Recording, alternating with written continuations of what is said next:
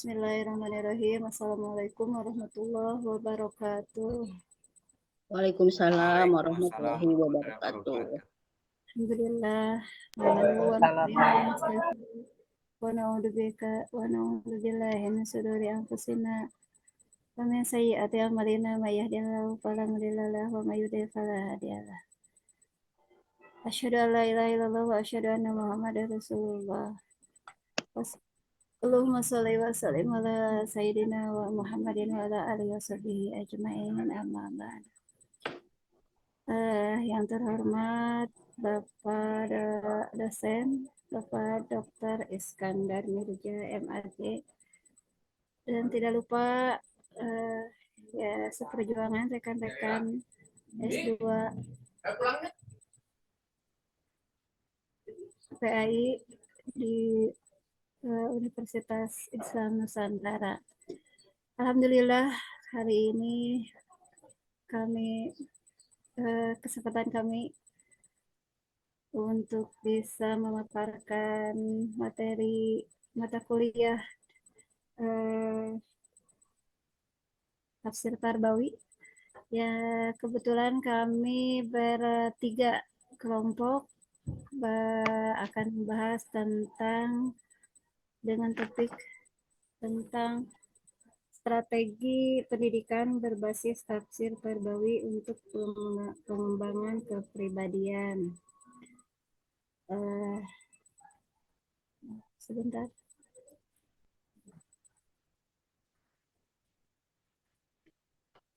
Untuk selanjutnya,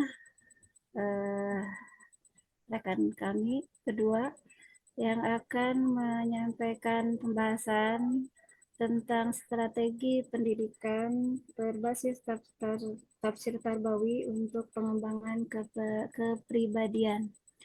Untuk itu, kepada rekan Siti Husnul dan Anita Puspanaris, mangga waktu dan layar kami persilahkan.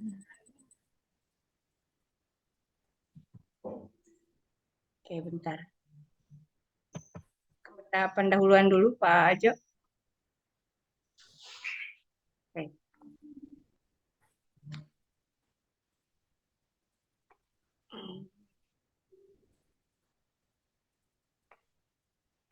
Sudah jelas ya? Jelas. Mangga kantun dilajeng. Oke, dalam bab pendahuluan ini, dalam era modern pendidikan tidak sekedar memberikan pengetahuan kepada siswa, tetapi juga harus fokus pada pembangunan karakter dan kepribadian yang kuat. Hal ini sangat penting karena memiliki kepribadian yang baik tidak hanya mempengaruhi kesuksesan karir individu, tetapi juga berkontribusi positif yang dapat mereka berikan pada masyarakat. Salah satu pendekatan yang semakin ditekankan dalam konteks ini adalah tafsir Tarbawi, yang menekankan transfer pengetahuan serta pembentukan karakter dan moral yang sesuai dengan nilai-nilai Al-Quran dan Sunnah. Pendekatan holistik ini tidak hanya mengutamakan aspek akademik, tapi juga nilai-nilai moral dan etika, membantu siswa memahami dan menginternalisasi ajaran Islam dalam kehidupan sehari-hari mereka. Pendidikan Islam tidak hanya berdampak pada perkembangan individu, tetapi juga berkontribusi pada pembentukan masyarakat yang berakhlak mulia dan bertanggung jawab, memberikan fondasi yang kuat bagi kemajuan sosial dan moral secara keseluruhan. Selanjutnya, konsep tafsir Tarbawi dan pendidikan. Tafsir Tarbawi adalah pendekatan dalam penafsiran Al-Quran yang menekankan pada pengkajian konsep pendidikan Islam dan elemen-elemennya secara holistik. Berbeda dengan pendekatan tradisional, tafsir Tarbawi menempatkan pendidikan sebagai pusat perhatian utama, mengajak individu untuk memahami teks Al-Quran dan konteks pendidikan, baik secara teoritis maupun praktis. Pendekatan ini tidak hanya menekankan pemahaman akademis, tetapi juga pembentukan karakter dengan menekankan pada pengembangan akhlak, kejujuran, tanggung jawab, dan empati terhadap sesama. Tafsir Tarbawi juga menekankan pentingnya memahami ayat-ayat Al-Quran dalam konteks sosial dan budaya, serta menerapkan nilai-nilai Islam dalam kehidupan sehari-hari. Dengan pendekatan ini diharapkan pendidikan dapat menjadi wahana untuk membentuk individu yang berakhlak mulia, bertanggung jawab, dan juga memberikan kontribusi positif bagi masyarakat, sesuai dengan prinsip-prinsip Al-Quran dan Sunnah. Nah, selanjutnya kita beranjak kepada perkembangan kepribadian. Definisi kepribadian itu sendiri yaitu secara umum mencakup seluruh aspek sikap, perasaan, ekspresi, temperamen, dan ciri khas yang membedakan satu individu dari yang lainnya. Sikap, perasaan, ekspresi, dan temperamen ini akan tercermin dalam tindakan individu saat menghadapi situasi tertentu. Setiap individu memiliki kecenderungan perilaku konsisten dan berulang yang menjadi ciri khas atau identitasnya. Nah, selanjutnya perkembangan kepribadian. Perkembangan kepribadian ini perannya adalah tujuan pendidikan Islam adalah untuk menghasilkan individu yang mampu menerapkan ajaran Islam dan kehidupan sehari-hari dengan sikap dan perilaku yang mencerminkan nilai-nilai agama. Ini dilakukan dengan menggunakan pendekatan pengajaran agama Islam yang intensif dan efektif sebagai sarana utama dalam proses pembinaan karakter. Dengan fondasi moral yang kuat, generasi muda siap untuk berkontribusi positif dalam masyarakat. Selanjutnya, tentang pengembangan kepribadian. Menurut Ruslan dan Nusbaing, peran pendidikan Islam dalam pengembangan kepribadian mengandung beberapa konsep penting. Yang pertama yaitu konsep tauhid. Yang keduanya konsep akhlak, dan yang ketiganya konsep sunnah, dan yang keempatnya konsep takwa. Konsep tauhid ini menjadi dasar nilai moral dan etika dalam Islam karena keyakinan pada keesaan Allah mengajarkan umat muslim untuk hidup dengan prinsip-prinsip kebaikan, keadilan, dan kasih sayang dalam semua aspek. Yang keduanya yaitu konsep akhlak. Pendidikan Islam menekankan pentingnya pengembangan akhlak yang baik bagi individu yang mencakup menghargai orang lain, jujur, dan tentang perilaku baik dalam tindakan nyata, tetapi juga menyangkut sikap niat dan perilaku batin. Yang ketiganya konsep sunnah. Sunnah memberikan contoh nyata tentang bagaimana ajaran Islam diterapkan dalam kehidupan sehari-hari, menawarkan pedoman untuk ibadah dan perilaku yang baik dan menjelaskan hukum yang syariat. Yang keempatnya takwa atau ketakwaan adalah kesadaran seseorang terhadap kebenaran Allah dan ketaatan terhadap perintahnya. Ini menjadi dasar dari setiap tindakan dan perilaku seorang, membantu mereka menghindari perbuatan buruk dan dosa besar. Nah, selanjutnya ini adalah inti dari pembahasan kita hari ini, yaitu tentang strategi pendidikan dan pengembangan kepribadian yang akan nanti dijelaskan oleh Ibu Anita.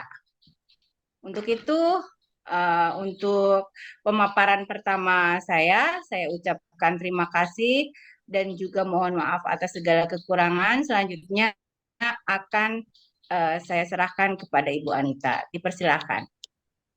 Baik, Bu Siti Husnul, terima kasih. Baik, selanjutnya Bapak Ibu, Anita akan melanjutkan presentasinya mengenai strategi pengembangan kepribadian. Berbasis tafsir Tabawi untuk pengembangan kepribadian itu dapat diwujudkan melalui beberapa pengajaran nilai-nilai Al-Quran. Metode tafsir Tabawi memungkinkan kita untuk memahami nilai-nilai moral dan etika Al-Quran dan menggunakannya dalam kehidupan sehari-hari. Nilai-nilai ini termasuk kesabaran, kejujuran, kemurahan hati, kesetiaan, kepercayaan, keberanian, kebaikan, dan kesolehan sosial. Untuk membangun individu yang berkepribadian Qurani, proses pendidikan baik dalam lingkungan keluarga maupun lembaga pendidikan formal, bertujuan untuk menginternalisasi nilai-nilai ini dalam perilaku sehari-hari. Allah Subhanahu wa Ta'ala sudah memberikan kalamnya dalam Al-Quran surat Al-Hijr ayat 9. Sesungguhnya kamilah yang menurunkan Al-Quran dan sesungguhnya kamilah yang benar-benar memeliharanya. Untuk yang kedua adalah model teladan uswah ataupun uswatun hasanah ya. Dalam Quran surat Al-Ahzab ayat 21 Allah berkalam sesungguhnya telah ada pada diri Rasulullah itu suri teladan yang baik bagimu, yaitu bagi orang yang mengharap rahmat Allah dan kedatangan hari kiamat dan dia banyak menyebut nama Allah Subhanahu wa Ta'ala. Surat Al-Ahzab ayat 21 barusan menegaskan bahwa Nabi Muhammad SAW adalah teladan yang baik, sehingga guru seharusnya memiliki kepribadian seperti yang dimiliki oleh Nabi Muhammad SAW sebagai pengajar utama yang berinteraksi langsung dengan siswa. Guru memiliki tanggung jawab untuk memberikan contoh yang baik kepada siswa. Oleh karena itu, guru harus memberikan teladan yang baik atau contoh yang mulia kepada para siswa dalam kegiatan belajar mengajar, mengikuti jejak kebaikan dan moralitas yang ditunjukkan oleh Kanjeng Nabi Muhammad SAW. Dan strategi yang terakhir adalah pendidikan, sikap, dan etika. Allah Subhanahu wa Ta'ala mengajarkan bahwa kisah-kisah para nabi merupakan pelajaran moral, etika, dan spiritual yang penting bagi manusia untuk menjalani kehidupan yang bermakna dan taat kepadanya. Adapun beberapa contoh kisah nabi dalam Al-Quran sebagai panduan bagi siswa pendidikan, sikap, etikanya antara lain adalah kisah Nabi Ayub ya, Nabi kesabaran yang sangat luar biasa ya. Ada dalam surat Al-Quran Asad ayat tentang kisah Nabi Muhammad dalam bertoleransi. Dalam surat dibahas juga dalam surat Al-Quran Al-Kafirun ayat 1 sampai 5. Dan yang ketiga tentang kisah Nabi Musa tentang kepimpinan dalam Quran surah Ibrahim ayat 6. Dan masih banyak lagi tentunya ya kisah-kisah para nabi dan rasul, apalagi kisah Rasul Ulul Azmi juga ya, yang mengajarkan tentang kebaikan dan kisah para nabi dan rasul. Dalam surat Ahud ayat 120 Allah berkalam, dalam setiap kisah yang kami sampaikan kepadamu tentang rasul-rasul, kami sampaikan untuk meneguhkan hatimu dengannya dan datang kepadamu dalam kisah-kisah ini kebenaran dan pelajaran dan pengingat bagi orang-orang yang beriman. Jadi Allah Subhanahu wa Ta'ala itu ya di dalam Quran itu sudah ada dalam Al-Quran itu tentang kisah-kisah nabinya ya, untuk kita teladani, untuk kita contohi. Untuk selanjutnya adalah contoh studi kasus penerapan tafsir. Penelitian yang dilakukan oleh Abdullah dan Markus pada tahun 2023 di Madrasah Sanawiyah Muhammadiyah Sibatua Kabupaten Pangkep menyoroti aktivitas penerapan nilai-nilai Al-Quran dalam pendidikan, terutama melalui kegiatan pengajian setiap sholat 5 waktu di musola. Materi yang disampaikan dalam kegiatan ini mencakup nilai-nilai seperti memberi salam, mengenal Allah melalui sholat, berakhlak mulia, serta bersikap etika dan sopan santun terhadap guru dan lingkungan sekitar. Dan hasil penelitian menunjukkan bahwa pendekatan ini efektif dalam membentuk kepribadian siswa yang bermoral dan bertakwa. Siswa tidak hanya memahami nilai-nilai Islam secara teoritis, tetapi juga menginternalisasikan dalam nilai-nilai tersebut dalam praktik ibadah sehari-hari mereka. Hal ini menciptakan lingkungan yang memperkuat nilai-nilai kebersamaan, kejujuran, kesabaran, serta akhlak dan ihsan yang baik pada siswa. Adapun di sini beberapa contoh sahih terkait pengembangan kepribadian. Sebaik-baik manusia adalah yang paling bermanfaat bagi manusia, itu hadis Bukhari ya. Ada juga dari hadis Tirmizi, sesungguhnya dari kebaikan Islam seseorang adalah meninggalkan hal-hal. Ada juga dari hadis Bukhari dan Muslim, sesungguhnya di dalam tubuh manusia ada segumpal dan apabila rusak maka rusaklah seluruh tubuhnya. itu adalah hati. Adapun dari hadis riwayat Tirmizi, sesungguhnya di antara tanda kebaikan akhlak seseorang ia bersikap lembut dan sopan santun, gitu ya. Dan selanjutnya dari hadis Bukhari dan Muslim juga, barang siapa yang beriman kepada Allah dan hari akhir, hendaklah ia berkata yang baik ataupun diam. Selanjutnya, barang siapa yang menahan kemarahan, niscaya Allah akan menyembuhkan hatinya dari berbagai penyakit. Itu kutipan dari hadis riwayat Ahmad. Dan yang terakhir adalah, barang siapa yang berpegang teguh pada sunnahku di tengah-tengah umatku yang telah banyak melakukan kesesatan, niscaya dia mendapat pahala 100 syahid. Itu adalah hadis di handphone kita nggak jelas. Untuk selanjutnya kesimpulan dari makalah strategi pendidikan ini adalah untuk pengembangan pribadi ini, kami melihat bagaimana metode pendidikan yang didasarkan pada pemahaman tafsir Tabawi ini mempengaruhi kepribadian dan karakter seseorang melalui telaah terhadap konsep tafsir Tabawi serta kaitannya dengan pengembangan kepribadian yang tangguh dan berkualitas, yaitu dengan memahami nilai-nilai Al-Quran dan mengaplikasikannya dalam pendidikan. Kita dapat membimbing individu tersebut untuk menjadi pribadi yang bertakwa, berharap mulia, dan bertanggung jawab. Yang kedua juga pentingnya keteladanan ya.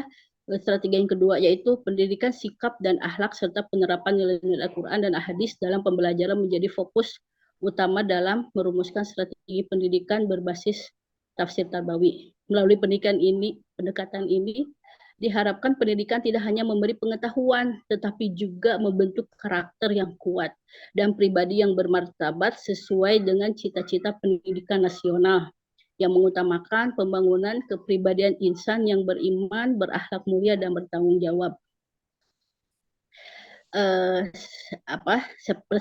Presentasi kami dicukupkan sekian. Terima kasih saya ucapkan. Mohon maaf apabila masih jauh dari kata sempurna. Kami cukup sekian. Assalamualaikum warahmatullahi wabarakatuh. Waalaikumsalam warahmatullahi wabarakatuh. Terima kasih Anita bacanya. paparannya. Hai. Jelas dan sudah. Keren. Bagus sekali. Selanjutnya Udah naros, boleh kagak ada untuk bahasan materi mungkin ada penambahan dari paparan yang telah kami sampaikan untuk menambah keilmuan kita, menambah wawasan kita. Mangga dipersilahkan. Dari rekan-rekan semua, mangga menambahkan ya. Karena merasa kami ini banyak kekurangan di Itu ada Pak Indra yang udah ngacung. Silakan tuh mau bertanya. Silakan Pak Indra. Silakan Pak Indra. Ya, terima kasih Ibu yang hebat. Materinya sangat bagus. Tapi saya izin bertanya ya ke Ibu-Ibu. Kan ini judulnya adalah strategi tafsir Tarbawi untuk pengembangan kepribadian. Nah, kemudian di judul yang lain yang saya lihat di daftar judul itu ada penerapan tafsir Tarbawi dalam pembentukan akhlak mulia. Nah, kira-kira bedanya apa pengembangan kepribadian dengan pembentukan akhlak mulia ya, yang sama-sama berbasis kepada tafsir Tarbawi. Terima kasih. Terima kasih. Selanjutnya. Teng, boleh Teng curhat. Bunda boleh, mangga. Terima Boleh, kasih atas Bunda. waktunya. Ya, assalamualaikum warahmatullahi wabarakatuh. Masya Allah, materinya sangat bagus, menarik. Bahkan tadi di pengembangan kepribadian itu ada 4 konsep ya, Cin. Ada tauhid, akhlak, sunnah, dan ketakwaan. Kalau tidak salah begitu ya, Neng? Ya, benar-benar. Ini curhat ya. Ini kesulitannya bagi kita yang pengajar di sekolah umum tentunya.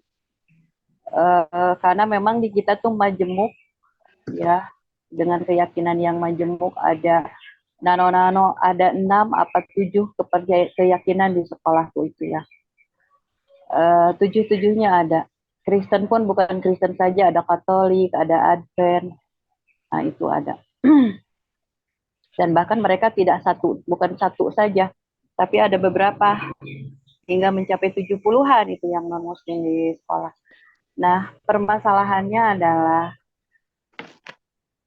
ketika kita ingin membiasakan atau pembiasaan dalam sehari-hari seperti tadi yang dicontohkan, yang diterangkan oleh pemateri tentang bagaimana studi kasus, ya kan? Nah, itu Masya Allah sangat menarik. Tapi jangankan seperti itu, di sekolah di Bogor ini, materi sekarang di kelas 11 ada materi bab nikah pindah ke kelas 11 ya, untuk kurikulum Merdeka ini. Kita baru memahami, baru menayangkan secara umum saja. Di situ ada tentang pernikahan beda agama dan sebagainya. Anak-anak itu udah langsung komplain. Cuma memang kita tinggal meyakinkan loh, di situ kan ada Al-Baqarah 221. Silakan dibaca, paham. Tidak paham silakan tanyakan. Masalahnya di kami ini banyak anak-anak yang non-muslim ini justru mereka lebih perfeksionis, terus orangnya humble dan sebagainya, bisa menarik anak-anak muslim. Nah, sekarang sedang di kelas ini ada di mana anak laki-laki muslim mencintai anak perempuan yang non-muslim karena memang satu ketertarikannya, mungkin karena kecantikannya, karena memang humble-nya, karena semuanya serba menarik. Masya Allah sudah dibentuk seperti itu. Itu kan berupa misi ya. Nah, ketika kita berpikir tentang bagaimana seorang muslim bisa masuk Kristen, itu karena memang dia kedangkalannya dan memang biasanya karena ekonomi. Dan ketika orang Kristen masuk Islam itu karena intelektualnya. Nah, tiap tahun kami memang ada yang masuk Islam. Tapi pada tahun ini saya sedang khawatir ada beberapa kedekatan yang khawatir jika terlampau saya lalai, maka ia akan terjerumus. Itu masalahnya, Neng. Ketika dihadapkan dengan kita konsep tadi tauhid akhlak, saya semakin menangis gitu. Ketika dihadapkan dengan kasus-kasus seperti ini. Karena sebetulnya yang sedang saya hadapi adalah hal-hal semacam ini, Neng. Nah, karena kita mumpung sedang dalam forum diskusi belajar, maka saya suguhkan ini ke halayak diskusi. Semoga ini akan menjadi pengalaman dan akan ada solusi buat kami ke depannya. Terima kasih, itu saja. Terima kasih, Terima Ibu. kasih, Bunda. Baik, Bu Rahmi bisa mencoba untuk menjawab nomor 1 yang dari Pak Indra ya? Ya, silakan. Dua dulu ya. Baik. Pertama dari Pak Indra. Oh, dari Pak Indra dulu ya? Iya. Boleh Miri atau mau dari Bunda dulu? Dari saya dulu, boleh? Boleh, dari Umi Siti dulu. Maksudnya Boleh, menjawab siap. dari pertanyaan Pak Indra. Pak Indra. Ya. Pak Indra dulu. Pak Indra yaitu tentang bedanya pengembangan kepribadian dan juga strategi kepribadian. Iya. Baik, terima kasih. Mungkin beda dari Mohon izin dari kepribadian sama akhlak mulia begitu ya. baik, Pak Indra. ya. Kurang lebih seperti itu. Ya, silakan. Baik, terima kasih. Saya akan coba menjawab semampu saya ya atas pertanyaan Pak Indra. Bahwasanya mengapa apa hubungannya pengembangan kepribadian dan juga strategi pendidikan pengembangan kepribadian. Sebelum kita melakukan strategi pendidikan dalam pengembangan kepribadian, kita harus tahu dulu bahwasanya apa yang akan dikembangkan terhadap kepribadian peserta didik tersebut. Dan kita juga harus tahu apa itu definisi kepribadiannya dan juga konsep apa nanti yang akan kita berikan kepada peserta didik atau siswa-siswi yang akan yang nanti kita akan melaksanakan strategi-strategi apa nih. Sebelum kita melaksanakan strategi-strategi tersebut, tentu saja kita harus mengetahui tentang apa itu kepribadian dan juga strategi-strateginya tersebut. Mungkin itu yang bisa saya jawab. Sedikitnya nanti mungkin bisa dari teman-teman yang lain bisa menambahkan. Dan selanjutnya tadi dari Bunda ya, dari Bunda tentang studi kasus bahwasanya ada siswa nih ketika kita baru saja ini tentang bab nikah aja sudah ramai gitu ya Bun ya. Ya mungkin menurut saya bahwasanya memang pendidikan tentang seksual, tentang itu memang harus dididik dari sejak dini gitu. Dan tugas siapa saja yang harus mendidik itu?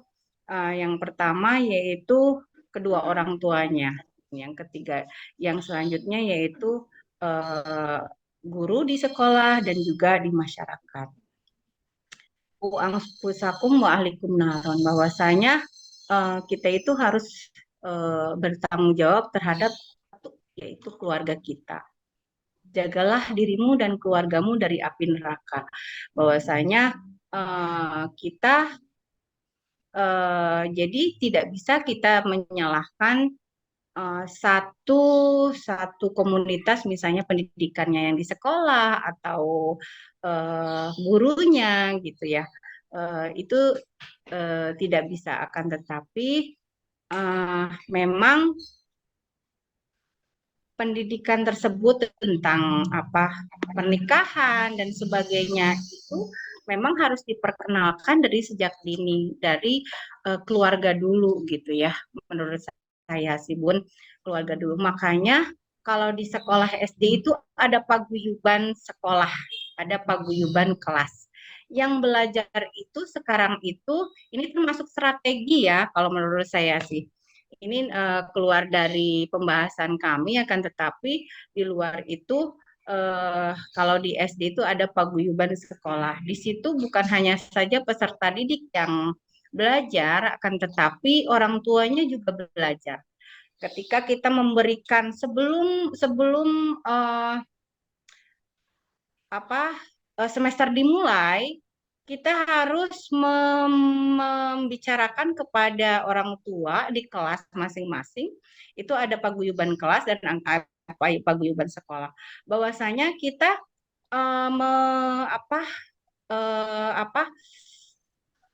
RPP dan sebagainya. Nah, itu tuh diberikan kepada orang tua. Bahwasanya di triwulan sekarang kita akan membahas ini. Tugas Bapak Ibu di rumah adalah mengenalkan ini. Nah, itu ya, mengenalkan ini. Nah, itu adalah termasuk strategi bagaimana siswa agar tidak tabu ketika materi yang akan kita sampaikan. Mungkin itu Bunda yang bisa saya inikan. Mungkin teman-teman nanti bisa menambahkan yang lebih baik lagi. Oke, terima kasih. Terima kasih. Aku perlu menambahkan. Yang lainnya, mangga bisa menambahkan. Iya. Silakan, Wanita. Iya, baik Bu Rahmi, terima kasih. Anita di sini ingin merespon tentang curhatan Bunda Nung ya, Bunda Haji Nung, curhat yang bagaimana dilemanya, kasusnya diperkecil aja ya. Ada mencintai siswi yang bukan Muslim dengan misalnya pribadinya yang lembut, yang sopan, yang humble gitu ya, berkarismatik, itu secara nggak langsung saya buat orang pensiun nilainya cuma 89. Terpikat mungkin ya, jatuh hati mungkin ya, gitu ya Bunda ya. Iya betul sayang. Nah, Bun, itu curhat memang berdasarkan kisah real ya, kisah nyata yang aku alami sendiri. Adik aku yang nomor 3, Berlian, itu memang pernah menjalin hubungan, menjalin asmara dengan teman kampusnya waktu kuliah yang bukan muslim gitu ya. Dan bukan muslimnya pun itu parah, maksud parah itu yang Kristennya itu yang sangat alim gitu ya, anak pendeta gitu. Memang percis seperti yang Bunda bilang, adik Adita itu terpikatnya karena pribadinya. Kalau bahasa dia teh inner beauty-na ajib gitu ya, inner beauty-na mantap gitu. Yang muslim aja nggak pecicilan, tapi dia yang Kristen elegan katanya gitu, nggak dibuka aurat, nggak tiktokan, nggak gutak-gitak gitu ya. Jadi lebih berkelas kata adik Adita gitu. Tapi itu gitu Bun, kalau yang malah yang muslim yang kayak Nora menurut dia ya Bunda ya. Tapi yang si cewek ini mantap teh katanya. Terus tapi Anita kasih tahu juga, tapi itu beda keyakinan, beda akidah gitu. Jadi kalau Bunda mau pakai nih ya, yang strategi Anita pakai, yang Anita kan real langsung gitu ya. Pertamanya memang Anita lakukan dulu pendekatan pribadi ke adik Anita. Gini ya, jelaskan dulu tentang apa itu Islam, bagaimana hidup kita, tentang akhirat juga gitu. Jadi untuk pernikahan ini bukan main-main gitu. Untuk apa namanya, hidup nanti selamanya setelah dunia itu. Jadi memang dilakukan pendekatan pribadi dulu. Nah, yang keduanya, jadi Bunda ngomong langsung, bicara langsung dengan siswa yang cowoknya itu, kasih tahu pelan-pelan gitu. Dan jangan menjudge perempuannya, walaupun itu baik, walaupun itu elegan, tapi itu tetap non muslim, itu tetap kafir, ahli neraka. Wah, itu jangan Bunda, jangan diusik gitu deh gitu kan. Karena Anita pernah bilang gini, itu tetap bukan Islam gitu kan, itu tetap nggak beriman. Anita bilang gitu, teh anu Islam gitu beriman gitu tangtu asup surga gitu, baik, hidup di dunia baik gitu kan, terhormat, itu bilang gitu. Itu makanya itu muslim dia itu kafir, nggak boleh itu pendekatan pribadi. Yang keduanya mungkin Bunda apa sih namanya, langsung kasih tahu ke orang tuanya gitu, meminta, kalau Bunda wali kelas ya, Bunda boleh menghubungi orang tuanya, curhat, ketemu di kafe gitu ya, cerita bahwa anak Bunda nih gitu lagi dekat sama non muslim gini gitu ya. Walaupun sekarang itu Bunda ya udah putus nih ceritanya, karena dia udah menikah dengan perempuan yang lain namanya Jessie. Itu juga masalah sebenarnya Bunda. Jessie itu mamahnya si tapi dia enggak gitu. Tapi Anita bilang yang penting Islam gitu kan. Kalau mamahnya si is okay, tinggal ambil, kami berunding sama mama papa, asalkan itu bisa, adik Anita itu bisa ambil, bisa bawa Jessie itu keluar dari rumahnya, terus duduk bersama kami gitu kan. Kalau tentang itu mah ngambil, walau itu istrinya gitu, karena pendidikan Islamnya juga, agamanya juga jauh gitu, jauh dari kata solehah gitu. Kalau gitu, kalau menurut Anita begitu Bunda. Jadi memang harus pendekatan ke keluarga, memang keluarga yang ada hubungan darah yang paling dekat, misalnya kakaknya kah, adiknya kah, misalnya kalau dengan orang tua ada sungkan, ada segan, tidak nyaman ngobrolnya gitu, aja si papa mah mau asup ngobrol teh, aja si mama mah komo dijas gitu. Nah, biasanya dengan saudaranya gitu, dengan saudara perempuannya atau saudara yang paling dekat gitu Bunda. Intinya memang kita sebagai guru harus ada pendekatan ke keluarga langsung gitu ya, ruang lingkup yang lebih kecil lagi dari sekolah gitu. Dan itu memang kenapa ya Anita juga heran betul Bunda, kenapa orang yang non muslim, bapak-bapak juga ya, para ustadz di sini boleh komentar nggak ya, kenapa yang orang non muslim itu memang kelihatan lebih elegan, kenapa kita yang muslim ini gitu ya kebanyakannya gitu tidak dimention, tidak diberi perhatian yang khusus. Jadi memang kebanyakan seperti itu gitu, komen-komen anak remaja ya. Tapi Anita di sini kan mengajar SD ya Bunda, keren deh mengajar SMA, dan bapak-bapak juga ya yang mengajar di SMA atau SMK. Jadi pengetahuannya, knowledge-nya lebih luas dari kami yang mengajar di SD gitu ya. Kalau menurut itu begitu mungkin Bunda. Alhamdulillah ada jadi tuh yang muslim gitu. Terima kasih. Iya, terima kasih sayang. Terima kasih Neng Anita. Ilmunya udah berbagi. Terima Ya, kasih Wanita, Bu Siti, sama Bunda. Selanjutnya, Mangga ada tambahannya dari yang lain, silakan. Atau mau tambahan pertanyaan, Mangga. Atau mau masih mau ngebahas itu yang Pak pertanyaan Indra dari- tadi puas tidak dengan jawaban Bu Siti, Pak Indra? Ya enggak lah, enggak puas ya Pak Ustadz ya. Ustadz nambahin sendiri ya Ustadz. So, Iya, silakan oke, Ustadz. silakan Jadi tambahin. kita jadi tambah ilmunya.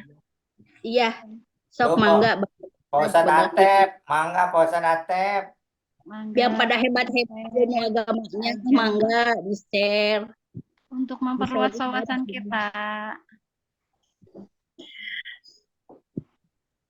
Pak Ustadz Wawan, mana Pak Ustadz Wawan? Iya, mangga Pak Ustadz Wawan.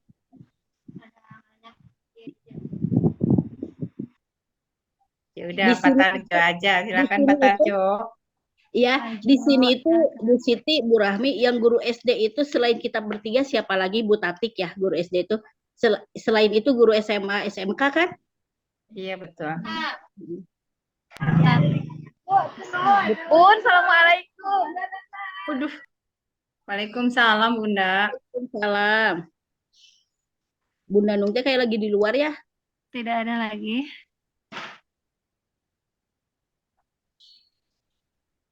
Sedikit ya menambahkan. Pak Jo mau? Silakan Pak Jo. Enggak, lanjut aja dulu, silakan. Pak Jo nanti rangkumannya ya. Sudah senyum-senyum begitu Pak Jo. Silakan. Itu ngasih senyuman buat Pak Atep. Pak Atep itu suka pura-pura tawadu orangnya Pak Atep tuh. Ya Asal jangan kura-kura dalam perahu saja. Iya boleh. Siapa aja mangga. Ayo Pak Teh, Pak Jo. Waalaikumsalam sayang. Gelnya udah. Oh, iya. Ayo. Kalau Bu Rahmi, kalau Anita mah kalau udah dipanggil sekali ya, terus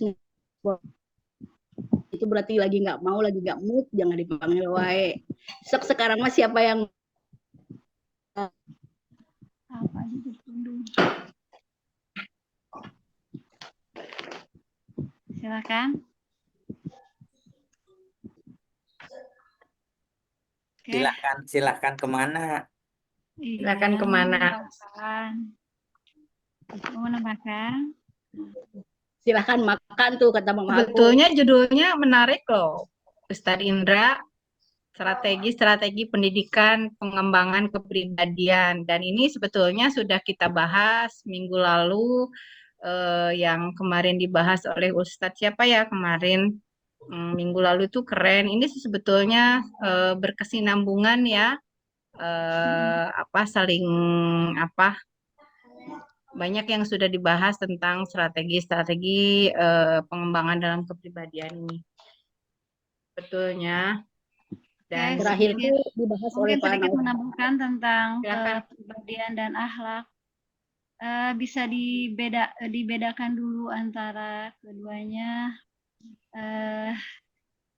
Pengertian dari kepada kepribadian itu mungkin keseluruhan cara seseorang berinteraksi dari masing-masing individu, keseluruhan daripada sikap, perasaan, ekspresi, dan lain sebagainya itu murni ada di setiap individu. Sedangkan akhlak itu mungkin yang kenapa harus dikembangkan itu karena tujuannya kepribadian itu sudah ada dari sana. Nah, hiasi dengan akhlak. Sedangkan akhlak itu bentuk tingkah laku, perangai atau tabiat. Menurut Imam Ghazali itu tingkah laku yang melekat, yang bisa menghiasi kepribadian yang tadi sudah fitrahnya ada di setiap manusia, di setiap individu. Nah, tujuan dikembangkannya yaitu kepribadian yang seperti sikap dan lain sebagainya, tingkah laku dan lain sebagainya itu harus dihiasi oleh yang namanya akhlak mulia sesuai dengan hadis tujuan Rasulullah diutus di muka bumi ini adalah untuk menyempurnakan akhlak. Berarti akhlak itu sudah ada, yaitu kepribadian itu sendiri. Nah, akhlak yang mulia yang dicontohkan oleh seorang Rasul. Seperti itu mungkin menyikapi atau membahas tentang bedanya kepribadian dan akhlak. Akhlak itu digali untuk menyempurnakan kepribadian yang bisa jelek, bisa juga bagus. Mungkin seperti itu. Kalau untuk kasus-kasus seperti yang disampaikan oleh Bunda Nung, kami kebetulan di wilayah Ciranjang itu adalah basis yang bisa dikatakan non-muslimnya banyak. Gitu. Terus persaingan kalau di tingkat yang saya tahu ya di tingkat SD itu kasus-kasus sampai masalah-masalah kesenjangan dalam beragama itu dari jenjang SD itu mungkin banyak yang sampai tidak berhasil atau bagaimana ya, masih banyak kadang-kadang yang sudah Islam dia menjadi non Islam, jadi keluar jadi murtad gitu. Nah, kasus-kasus di SD tingkat SD itu mungkin untuk dasar-dasarnya pendidikan dasarnya itu utama dari tingkat SD sebelum ke jenjang yang seperti atau kasus-kasus yang seperti di jenjang SMK atau kelanjutan seperti di Bunda Nung. Nah, sedikit ada kasus di wilayah kami itu banyak yang sampai murid yang sudah masuk Islam terus dia jadi tidak bisa berpegang teguh itu kebanyakan karena kurang daripada tenaga pendidik khusus untuk agama Islam. Nah, jadi miris ketika anak banyak yang Muslim, sedangkan ada guru di satu sekolah itu guru agama Islamnya tidak diperhatikan, baik apapun itu masalah dia tingkat pengajarannya atau kompetensinya.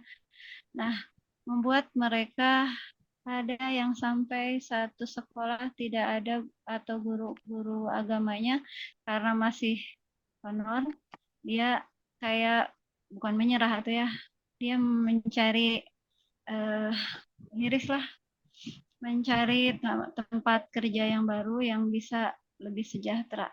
Mungkin itu permasalahan utamanya, yaitu kesadaran diri daripada seluruh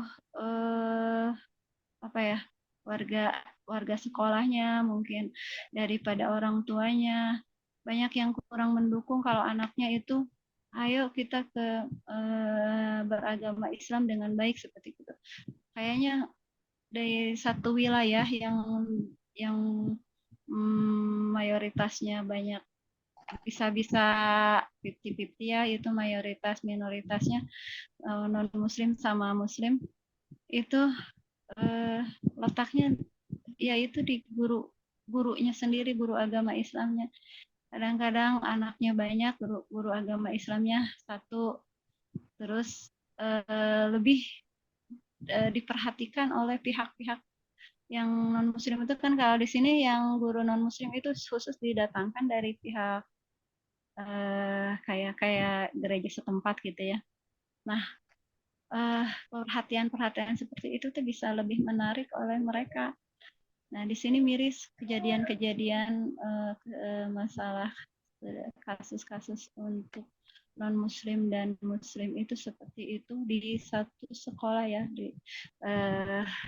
yang khusus di sekolah, bukan di luar sekolah. Mungkin kalau di luar sekolah itu lebih banyak lagi masalah seperti itu. Itu mungkin bisa dikatakan mirip ya sama kasus-kasus di Bunda Nung kalau di jenjang SD seperti itu. Oke. Luar biasa sekali kami. Ya, mangga Pak Ajo bisa menyampaikan komentar. Terima kasih Neng Rami. Mau ke sana. Iya, itu bisa dijadikan bahan ya, bahan perbandingan seperti apa, karena memang yang majemuk kan kehidupan di sekolah-sekolah sekarang, apalagi di tengah kota ya, udah tidak seperti di daerah gitu. Kalau di daerah kan dia homogen, muslim gitu semua. Nah, itu ketika kita belajar bagaimana kita menerapkan akhlak di sekolah, kadang-kadang itu kalau kadang-kadang kita berbenturan juga dengan mogam ya, moderasi beragama ya, moderasi beragama berbenturan juga terkadang ya. Pada akhirnya kita hanya bisa dalam lingkup kecil saja untuk menyampaikan bagaimana caranya kita meluruskan atau memberikan penguatan terhadap siswa tentang akhlak itu sendiri. Ya, hanya bisa dalam lingkup kecil, misalnya di Rohis, atau kita kenal dengan Irma ya sekarang. Hanya itu saja paling hal-hal di lingkup kecil. Nah, ketika kita masuk ke lingkup tingkat sekolah, di sekolah yang multi religi itu, nah kadang kita sangat ekstra hati-hati untuk menyampaikan segala hal, gitu. Apalagi yang berbau agama gitu kan. Walaupun memang secara umum moderasi beragama pun memang sebetulnya kita sudah menjalankannya, memang kita ada moderat ya di tengah-tengah, ada betul-betul kita pembinaannya, pengarahannya memang ke sana. Hanya saja mungkin di sini ada yang sensitifnya gitu kan, ada hal-hal yang memang kita tidak bisa disampaikan di depan halayak gitu. Di depan halayak artinya memang kita yang multi, kecuali memang kita ya tadi hanya sekelompok kecil yang memang homogen gitu kan, paling seperti itu. Iya, terima kasih banyak masukannya, semoga itu menjadi bahan buat saya ke depan. Iya, terima kasih, banyak sekali ilmunya. Ternyata di lingkungan kita moderasi beragama itu sangat-sangat banyak kasus yang masalah-masalah belakang. Tapi kalau dilihat dari, mungkin itu kasus dari Bunda, dan tadi seperti saya sampaikan itu kasusnya mungkin lebih kepada intinya beda agama ya. Tapi pada kenyataannya mungkin dasar akhlaknya pada yang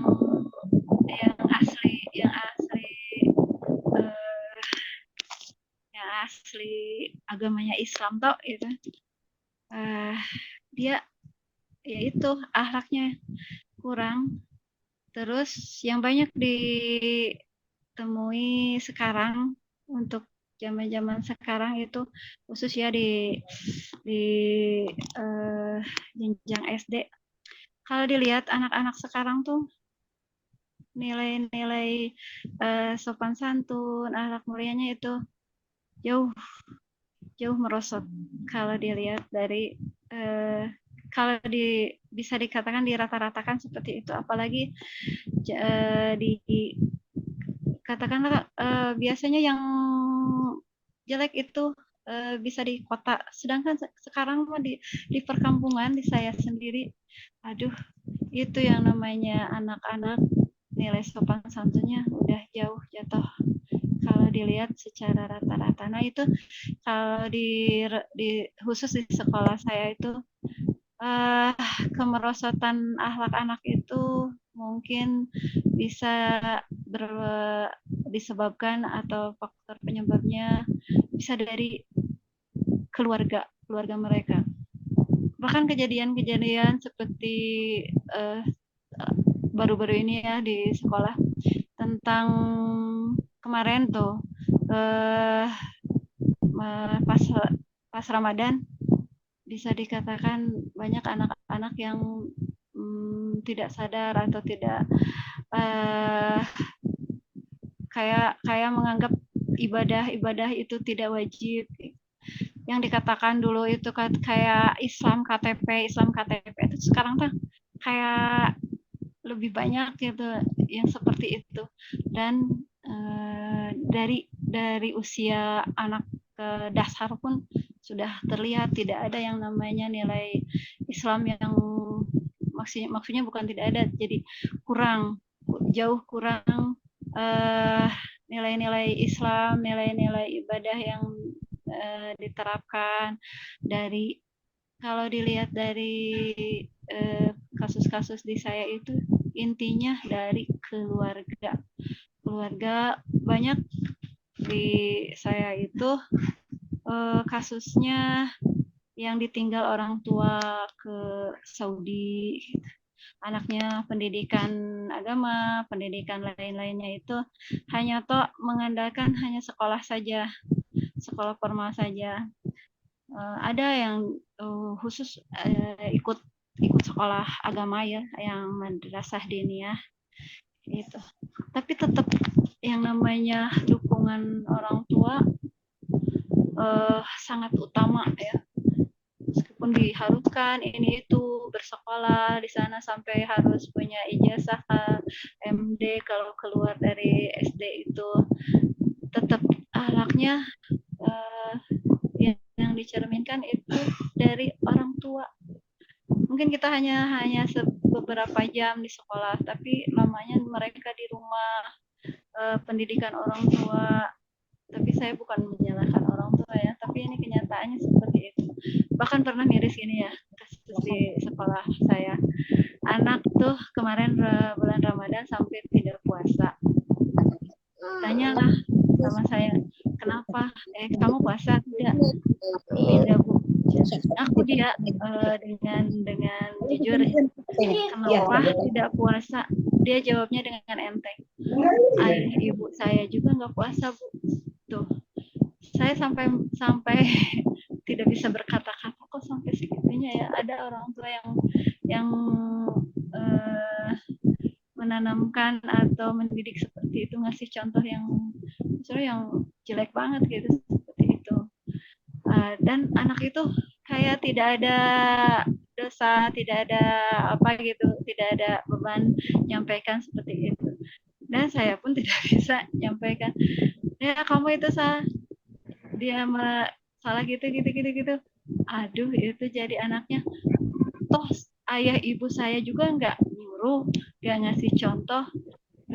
Kasus seperti itu berarti ya intinya di keluarga pada intinya. Meskipun kita ajarin jungkir balik ya di sekolah, diajarin kayak pembiasaan ini itu, tapi kembali ke rumah dengan kebiasaan atau dengan pendidikan yang tidak mementingkan akhlak anak, itu tetap tidak bisa nempel ajaran kita dan lain sebagainya.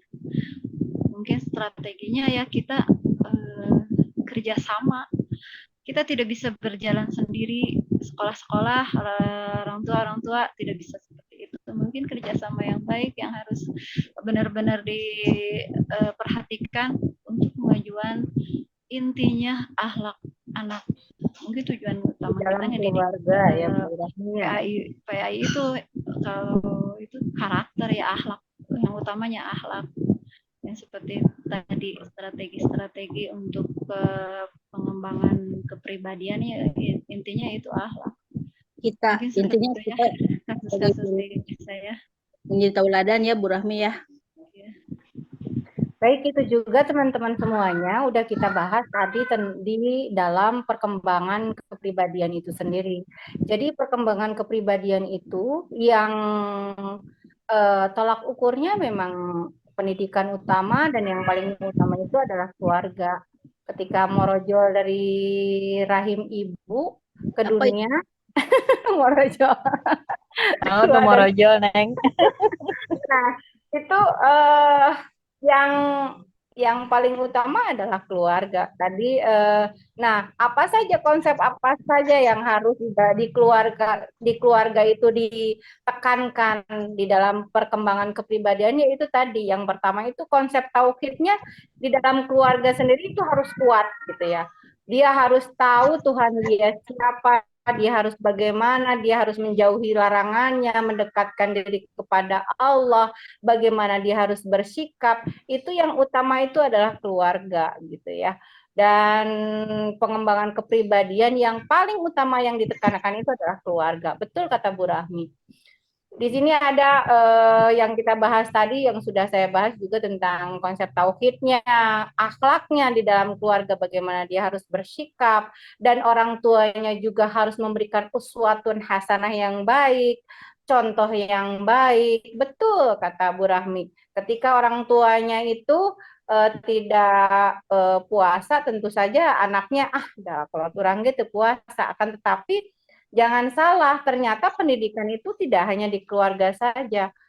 Ada di lingkungan masyarakat, itu juga sangat mempengaruhi kehidupan siswa-siswi kita. Karena kenapa? Saya juga di dalam keluarga misalnya, ini nggak boleh ini gitu ya. Tapi ketika dia bermain 1 jam 2 jam di luar, itu sudah terenggut gitu karakter dia itu. Oh iya, enak ya ternyata main game itu, enak ya ternyata ini. Nah, kayak gitu. Itu juga betul-betul memang harus keluarga itu, masalah tauhidnya, masalah akhlaknya, uswatun hasanahnya itu memang harus berakar di dalam keluarga. Dan juga di dalam keluarga itu harus menekankan tentang ketakwaannya kita. Bagaimana kita harus mendekatkan diri kepada Allah dan menjauhi larangan-larangan yang tidak disukai oleh Allah gitu. Itu juga sudah kita bahas teman-teman tadi di dalam perkembangan kepribadian yang yang kita bahas hari ini gitu ya. Mungkin itu. Nyambungan ya, Ada Bu lagi yang ditambahkan, silahkan. Iya, jadi berkesinambungan kan, jadi nyambung kan yang Anita tadi bilang kan, yang ada siswa Betul bersambung. harus dari Ya, keluarga. tapi tidak bisa memang betul tidak bisa berdiri sendiri, bahwasanya karakter, kepribadian, akhlak itu memang dibentuk dari awalnya dari keluarga, ku anfusakum wa ahlikum naron itu, lalu selanjutnya adalah masyarakat, sekolah, dan semua elemen itu harus memang mencakup di dalamnya, tidak bisa masyarakat saja, sekolah saja, dan lain-lainnya. Ini juga termasuk begini tentang narkoba. Saya miris ada kejadian sekarang, yang film sekarang loh, yang Vina itu termasuk kan anak sekolah ya, yang diperkosa 7 orang, yang itu yang yang di Cirebon itu loh ya. Nah, itu karena memang betul-betul dasar akhlak mereka sudah bejat gitu ya, nggak ada akhlak sama sekali, udah hilang gitu. Orang itu kalau sudah di keluarga tidak ada dan dia langsung ke masyarakat, di masyarakat itu pembentukan kepribadiannya seperti itu ya, seperti itu gitu loh. Jadi misalnya di keluarga nih dia baik-baik aja, keluarga dia baik, ustadz, haji, ketika dia sudah di luar, dia bertemu orang yang